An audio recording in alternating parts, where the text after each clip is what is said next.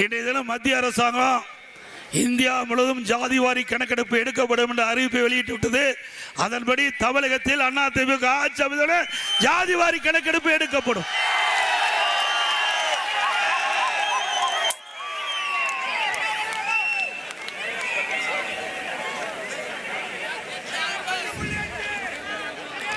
அதே போல அம்மா மினிக்கில்லை கொண்டாந்தோம், அது ஸ்டாலினுக்கு பொறுக்கல.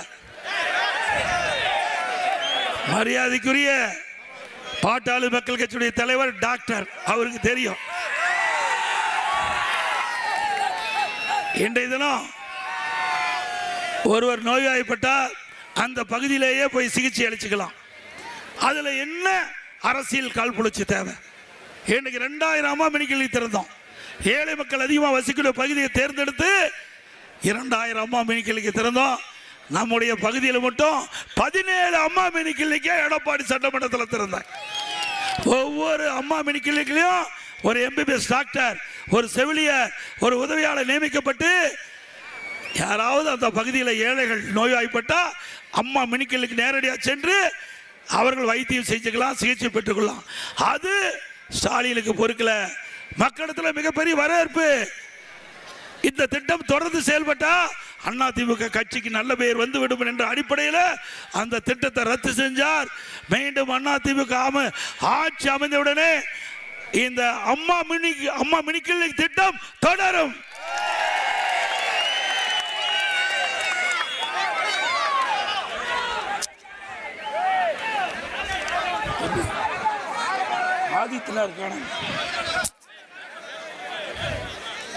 அதே போல இன்னைக்கு விலைவாசி எல்லாம் இந்த பகுதியை பொறுத்த வரைக்கும் தொழிலாளி நிறைந்த பகுதி. நெசவாளர்கள், விவசாய தொழிலாளர்கள், விசைத்தறி தொழிலாளி நிறைந்த பகுதி. இன்றைக்கு விலை விண்ணை முட்டுக்கிட்ட அளவுக்கு உயர்ந்து போயிட்டது. அரிசி கிலோ 30 ரூபா உயர்ந்துட்டது. அதே போல கடல் எண்ணெய் 1 லிட்டர் 60 ரூபா உயர்ந்தாச்சு. பருப்பு 1 கிலோ 60 ரூபா உயர்ந்தாச்சு.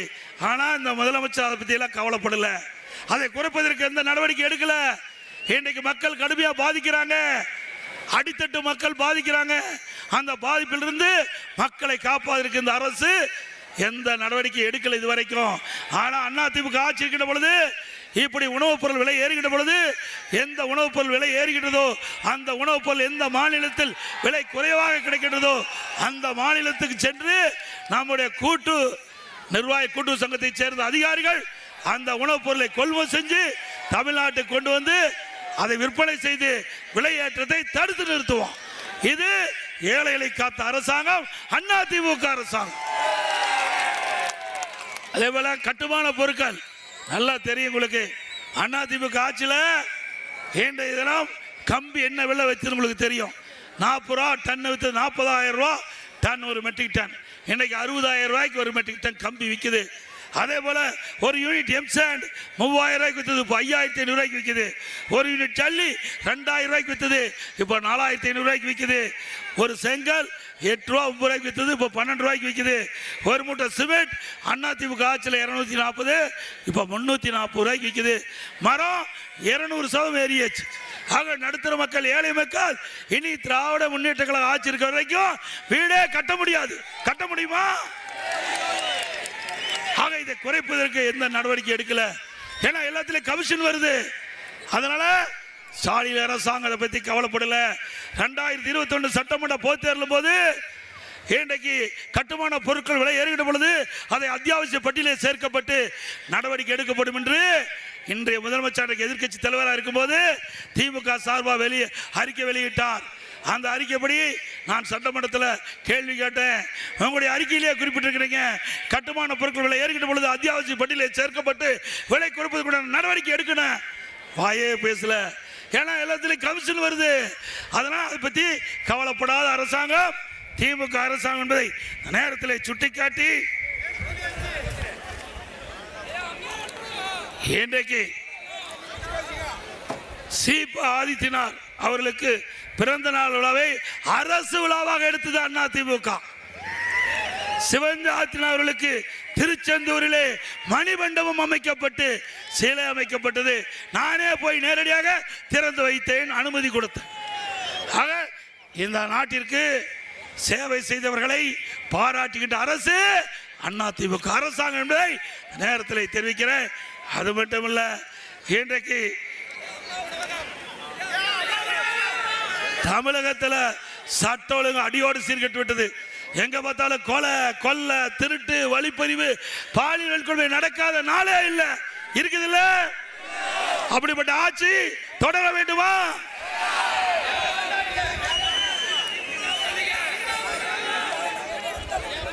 இன்றைய தினம் நம்முடைய நங்கவலி ஒன்றியத்தில் மட்டும் அதிமுக ஆட்சியிலே நடைபெற்ற பணிகள் சிலவற்றை குறிப்பிட விரும்புகிறேன்.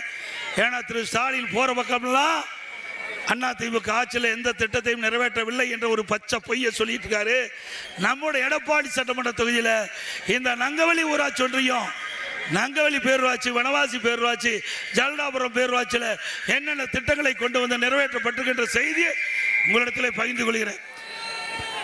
நான் ஏற்கனவே சொன்னது மாதிரி நங்கவலி மேச்சேரி கூட்டுக்குடி திட்டம் 158 கோடி, சௌரியர் மற்றும் வனவாசி அரசு ஆரம்ப சுகாதார நிலையம்,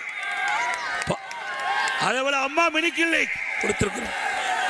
நங்கவலி அரசு மேம்பட்ட ஆரம்ப சுகாதார நிலையம், அங்க 30 படுக்கை கொண்ட மேம்படுத்தப்பட்ட அரசாங்கம் மருத்துவமனை 3.5 கோடி மதிப்பீட்டில் நங்கவலியில் ஒருங்கிணைந்த வேளாண்மை விரிவாக்கம், நங்கவலியில் புதிய தீயணைப்பு நிலையம், மேட்டூர் காவிரி உபரி நீரை நீரேற்ற பாசனம் மூலமா இந்த நங்கவலி ஒன்றியத்தில் 20 ஏரிகள் நிரப்பப்படும். ஜலகண்டாபுரம் நங்கவலி மற்றும் வனவாசி பேரூராட்சிக்கு இதில் கூட்டுக்குடி திட்டத்தில் இணைக்கப்பட்டுகின்றன. வனவாசியில் புதிதாக அரசு பல்வகை தொழில்நுட்ப கல்லூரி, பாலிடெக்னிக் கல்லூரி அமைச்சு கொடுத்துருக்கிறோம் 42 கோடியில். சௌரியர் அரசு மேல்நிலை பள்ளி 3 கோடி ரூபாயில் புதிய வகுப்பறை கட்டிக்கிறோம். எங்க இருக்கிற ஜலடாபுரத்தில் இருக்கின்ற மேல்நிலை பள்ளிக்கு கூடுதல் கட்டிட்டு கொடுத்துருக்கிறோம். அதே போல நம்முடைய ரிங் ரோடு, இங்க புறவழிச்சாலை ஜலடாபுரத்தில் டெண்டர் விட்டு நிலமெல்லாம் எடுத்து பணி துவங்கின்ற பொழுது ஆட்சி மாற்றம் கிடப்புல போட்டாங்க. மீண்டும் அதிமுக ஆட்சி வந்த உடனே ஜலடாபுரம் பேரூராட்சியில் சாலைகள் குறுகலாக இருப்பதால போக்குவரத்து நெரிசல் ஏற்படுது. அதிமுக ஆட்சி மீண்டும் உங்கள் துணையோடு அமையும். அப்பொழுது இந்த நிறுத்தப்பட்ட புறவழிச்சாலை பணி தொடரும் நேரத்தில். ஆக நீங்க தான் 2011ஆம் ஆண்டு வெற்றி பெற செய்து மாண்புமிகு அம்மாவுடைய அமைச்சரவையிலே நெடுஞ்சாலைத்துறை அமைச்சராக வாய்ப்பை கொடுத்த மக்கள் நீங்கள். மீண்டும் 2016ஆம் ஆண்டு நடைபெற்ற சட்டமன்ற பொதுத் தேர்தலில் நான் இதே தொகுதியில் போட்டியிட்டேன். அம்மா அந்த வாய்ப்பை தந்தார்கள். அந்த வாய்ப்பின் மூலமாக மீண்டும் உங்களுக்கு சேவை செய்ய ஒரு அற்புதமான வாய்ப்பை தந்த மக்கள் இங்கே கூடியிருக்கின்ற மக்கள். நான் சிறந்த முறையிலே சேவை செய்த காரணத்தினாலே மாண்புமிகு அம்மா அவர்கள் நெடுஞ்சாலைத்துறை மற்றும் பொதுப்பணித்துறை என்ற 2 துறையை எனக்கு வாய்ப்பை தந்தார்கள். அதற்கு பிறகு மாண்புமிகு அம்மா அவர்கள் துரதிர்ஷ்டவசமாக மண்ணிலே மறைந்த பிறகு உங்களுடைய ஆசையால், ஆதரவால், கழக நிர்வாகி தொண்டரால், நாட்டு மக்களுடைய நல்ல எண்ணத்தின் அடிப்படையிலே அவருடைய ஆசையால், எங்களுடைய இருவரும் தலைவருடைய ஆசையால் எனக்கு முதலமைச்சர் என்ற உயர்ந்த பதவி கிடைக்கப்பட்டது. அத்தனை புகழும் உங்களையே சாரும். அதற்கு நீங்க தான் காரணம். நீங்க கொடுத்த பதவி, அந்த பதவியால் கிடைக்கப்பட்ட இந்த நிலை உங்களிடத்திலே முதலமைச்சர் என்ற அடையாளம் கொடுத்தீங்க. பிறகு 2021ஆம் ஆண்டு நடைபெற்ற சட்டமன்ற பொதுத் தேர்தலில் மீண்டும் என்னை வெற்றி பெற செய்து பிரதான எதிர்க்கட்சி தலைவர் அந்தஸ்து கொடுத்தீங்க. உங்களுடைய கோரிக்கையை தொடர்ந்து சட்டமன்றத்தில் எடுத்து வச்சேன். இதுவரை எந்த ஒரு எதிர்க்கட்சி தலைவரும் 2.25 மணி நேரம் சட்டமன்றத்தை பேசுறது வரலாறு கிடையாது. அந்த வரலாறையும் படைத்தோம். எனக்கு என்ன எதற்காக அந்த வாய்ப்பை கிடைத்தீர்களோ அதை நல்ல முறையில் பயன்படுத்தி நம்முடைய எடப்பாடி சட்டமன்ற தொகுதி மட்டுமல்ல, தமிழகத்தில் இருக்கிற 234 சட்டமன்ற தொகுதிகள் மக்களுடைய பிரச்சனையை சட்டமன்றத்தில் ஆணி தரமாக எடுத்து வைத்து அரசாவுடைய கவனத்துக்கு எடுத்து சென்று எங்களால் முடிந்த உதவியை நாட்டு மக்களுக்கு செய்கின்ற நற்பணியை கொடுத்தீர்கள் இந்த வாழ்ந்த மக்கள். மீண்டும் இப்பொழுது சட்டமன்ற தேர்தல் வந்துள்ளது. இந்த சட்டமன்ற தேர்தலிலே எனக்கு முன்னாலே பாட்டாளி மக்கள் கட்சி தலைவர்கள் குறிப்பிட்டதை போல மிகப்பெரிய வெற்றியை தாருங்கள். எடப்பாடி சட்டமன்ற தொகுதி அதிமுக கோட்டை. அதே போல சேலம் மாவட்டத்தில் இருக்கின்ற 11 சட்டமன்ற தொகுதியில் அதிமுக பாட்டாளி மக்கள் கட்சி போட்டியிடுகிறது. ஆக எங்க கழக வேட்பாளர்கள் கூட்டணி கட்சி வேட்பாளர்களை வெற்றி பெற செய்ய வேண்டுமாய் இருகரம் கூப்பி வேண்டி கேட்டுக்கிறேன். 297 அறிவிப்புகள் அதிமுக சார்பாக வெளியிட்டுகிறோம். அதில் சில அறிவிப்புகளை இந்த நேரத்தில் குறிப்பிடுவது பொருத்தமாக இருக்கின்ற கருதினேன். இன்றைக்கு இந்த திமுக ஆட்சியில் கரண்ட் பில்லு 67% உயர்த்திட்டாங்க. மின்சார கட்டணம் 67% உயர்வு. அதே போல இது பேரூராட்சி வீட்டு வரி 100% உயர்த்தியாச்சு. கடை வரி 150% உயர்த்தியாச்சு. குடியிருக்கு வரி, குப்பைக்கு வரி, இப்படி மக்கள் வரியால் பாதிக்கப்பட்டிருக்கிறாங்க. இந்த உணவுப் பொருள் விலை உயர்வு மக்கள் பாதிக்கப்பட்டாங்க. அதிலிருந்து மக்களை மீட்டெடுக்கின்ற விதமாக அதிமுக ஆட்சி அமைந்தவுடனே எல்லா குடும்ப அட்டைதாரருக்கும் அவருடைய வங்கி கணக்கிலே 10,000 ரூபாய் சிறப்பு உதவி தொகை அளிக்கப்படும். அனைத்து குடும்ப அட்டைதாரருக்கும் குடும்ப தலைவியின் பெயரிலே ஒவ்வொரு மாதம் 2,000 ரூபாய் வங்கி கணக்கில் செலுத்தப்படும். எல்லா குடும்ப அட்டைதாரருக்கும் விலையில்லாமல் ஃப்ரிட்ஜ் வழங்கப்படும். நம்முடைய பணிக்கு செல்லுகின்ற பெண்களுக்கு படிப்பு கொடுத்தலாம். அருமையான கேள்வி. நிறைய கொடுத்தது நான் தான்டா ரஜனாம.